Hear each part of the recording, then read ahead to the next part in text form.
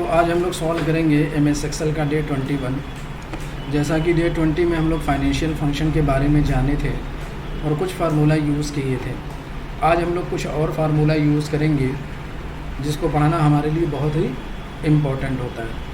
जैसा कि ऊपर आपने PV और PMT का फार्मूला यूज़ किया था, PPMT का यूज़ किया था और IPMT का यूज़ किया था। अब हम बात करेंगे find out rate of interest, यानी हमें क्या करना है, रेट ऑफ इंटरेस्ट निकालना है। क्या निकालना है?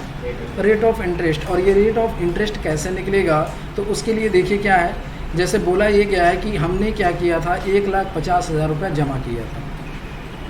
कितने साल तक? 3 साल के लिए। और फ्यूचर में हमें पैसा कितना मिलेगा? 2,25,000। यानी आज हम 1,50,000 रुपये जमा किए हैं और 3 साल के बाद हमें कितना पैसा मिल रहा है? 2,25,000। तो ये बताइए कितना परसेंट हमको ब्याज मिला है, इंटरेस्ट कितना परसेंट मिला है, तो उसकी जानकारी निकालना है, रेट ऑफ इंटरेस्ट निकालना है। तो रेट ऑफ इंटरेस्ट के लिए फार्मूला हम लोग चलाते हैं क्या, is equal to rate. Bracket open करेंगे, ये विंडो खुलेगी। अब इस विंडो में सबसे पहले क्या पूछा है, नंबर ऑफ पीरियड। क्या पूछ रहा है? तो नंबर ऑफ पीरियड कितने साल के लिए? 3।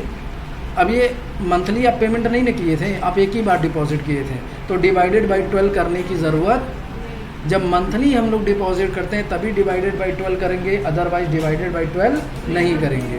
कॉमा, फिर आपसे ये पूछा PMT, मंथली पेमेंट जमा कर रहे थे नहीं ना, तो PMT नहीं है तो क्या लगा देंगे, कॉमा। ठीक है।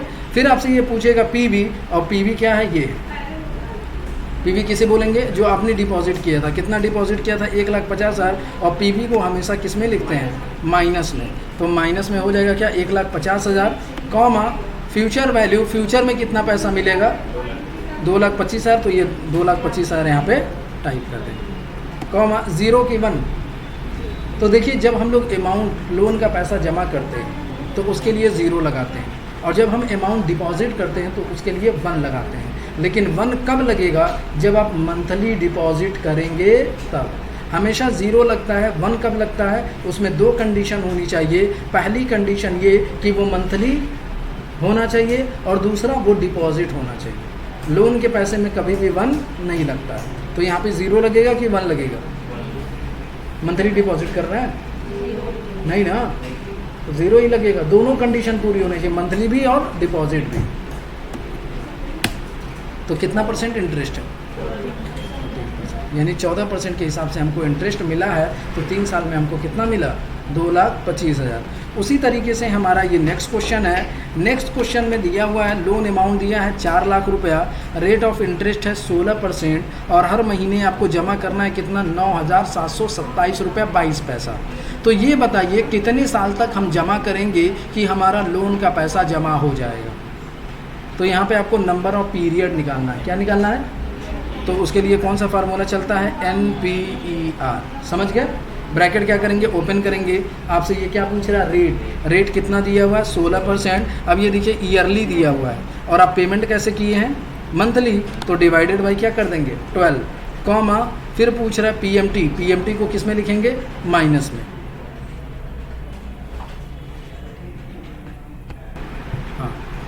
तो 16% रेट दिया हुआ है, ये मंथली पेमेंट हो रहा है, तो डिवाइडेड बाई क्या करेंगे, 12, कॉमा फिर पूछा PMT। PMT को किस में लिखेंगे, माइनस में। कितना दिया हुआ है, 9,727 रुपया, कॉमा 22 पैसा। ठीक है, कॉमा फिर क्या है PV। PV को भी किस में लिखते हैं, माइनस में। लेकिन याद रखिएगा जब PV और PMT दोनों साथ में दे दिया जाए तो दोनों में से किसी एक को माइनस में लिखेंगे, दोनों को माइनस में, क्योंकि माइनस माइनस मिलके क्या होता है, प्लस होता है। समझ गए ना? तो PV कितना दिया हुआ है, 4 लाख। तो यहाँ पे क्या फिल करेंगे, 4 लाख, कॉमा फिर फ्यूचर वैल्यू। फ्यूचर वैल्यू कुछ नहीं मिल रहा है तो हटा दीजिए, एंटर कर दीजिए। कितना, 60 महीने।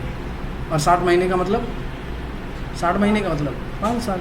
अगर इसको ईयर में निकालना है तो इंटू हम लोग क्या कर देंगे, ये जो आप मंथली पेमेंट कर रहे हैं इसी में इंटू क्या कर देंगे, 12 कर देंगे, हो जाएगा काम खत्म। 3.53। समझ गए ना? हो जाएगा कि नहीं हो जाएगा? चलिए नेक्स्ट क्वेश्चन की तरफ हम लोग बढ़ते हैं। जैसे यहाँ पे एक PPF अकाउंट दिया हुआ है, और इस PPF अकाउंट में क्या करना है, पर मंथ डिपॉजिट किया गया है कितना, 1,000 रुपये।